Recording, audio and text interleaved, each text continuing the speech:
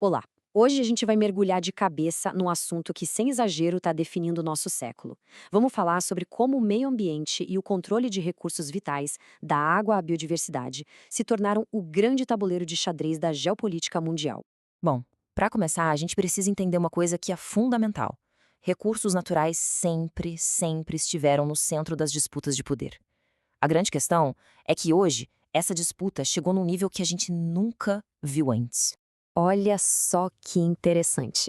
Essa frase do Thomas Hobbes, escrita séculos atrás, parece que foi feita para hoje, né? A luta por aquilo que é limitado não é novidade nenhuma. A diferença é que, agora, o campo de batalha é o planeta inteiro. E os jogadores são as maiores potências do mundo.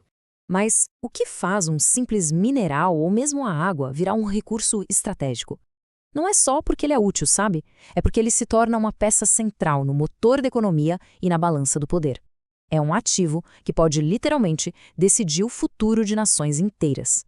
Pensa nisso como se fosse um checklist. Um recurso precisa ser, primeiro, essencial. Depois, tem que ser usado em quantidades enormes. Além disso, sua fonte de fornecimento precisa ser vulnerável, arriscada. E, por fim, ele tem que ser escasso. Quando todos esses pontos se encontram, pronto, ele deixa de ser só uma mercadoria e vira uma peça-chave nesse xadrez geopolítico. Ok, com essa definição bem clara na cabeça, vamos dar uma olhada nas principais arenas onde essa competição está acontecendo com tudo, agora mesmo. Vamos começar com a biodiversidade. O ponto mais importante aqui, e que muita gente não se dá conta, é a sua concentração. A riqueza de vida no planeta não é distribuída por igual, de jeito nenhum. Pelo contrário, ela está super concentrada em poucos lugares. Agora, se prepara para esse número, 70%. 70% de todas as formas de vida do planeta estão em um grupinho de só 17 países. Isso transforma lugares como a Bacia Amazônica, não só em tesouros ecológicos, mas em pontos geopolíticos extremamente sensíveis. Agora, o recurso que literalmente faz o mundo girar, a energia. Do petróleo de sempre ao lítio das novas baterias, o controle das fontes de energia continua sendo uma das principais causas de tensão e de briga entre os países. E esse gráfico aqui escancara um desequilíbrio gritante. Uma pessoa que vive num país desenvolvido consome, em média, 5 vezes mais energia. E essa sede por energia não é só sobre estilo de vida, não. Ela cria uma pressão constante sobre os recursos do planeta e, claro, alimenta muitas tensões. Vamos para um recurso que a gente, por muito tempo, achou que era infinito, né? Mas que hoje é uma fonte cada vez maior de preocupação e até de conflito. A água.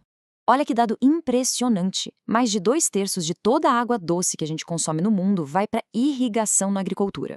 Isso cria um elo direto que não dá para quebrar entre segurança hídrica e segurança alimentar. É simples, sem água não tem comida. E essa dependência da água nos leva direto para o próximo ponto: alimentos. A segurança alimentar é a base de qualquer sociedade estável. Quando ela começa a falhar, seja por causa de secas ou por disputas por terra, o conflito quase sempre aparece logo em seguida. Bom, diante de problemas gigantescos como esses em escala planetária, a comunidade internacional, claro, tentou criar alguns caminhos para a cooperação. Essa linha do tempo, na verdade, conta uma história bem interessante. Tudo começou para valer lá em 92, na Rio 92, quando o mundo meio que reconheceu oficialmente o problema. Depois a gente avançou para Kyoto com as primeiras metas obrigatórias. E mais recentemente, com o Acordo de Paris e a Agenda 2030, vemos uma tentativa de criar um plano de ação global mais concreto. É uma evolução, da consciência para a tentativa de ação, mesmo que os desafios para colocar tudo em prática sejam enormes. Agora, vamos trazer toda essa discussão global para uma região específica, que é um verdadeiro pote de ouro em recursos, a América do Sul. E aqui a gente vê o grande paradoxo da América do Sul. De um lado, é um baú do tesouro, literalmente. Tem a Amazônia, o aquífero Guarani, reservas minerais gigantescas. Só que do outro lado, essa mesma riqueza toda faz da região um alvo constante de pressões externas e de ameaças sérias à sua soberania. E qual foi a resposta a isso? Muitas nações sul-americanas passaram a enxergar seus recursos naturais como um assunto de segurança nacional mesmo. Isso acabou impulsionando uma maior cooperação de defesa na região, como uma tentativa de criar um escudo para se proteger dessa cobiça que vem de fora. Certo? Então, depois de tudo isso, onde que a gente chega?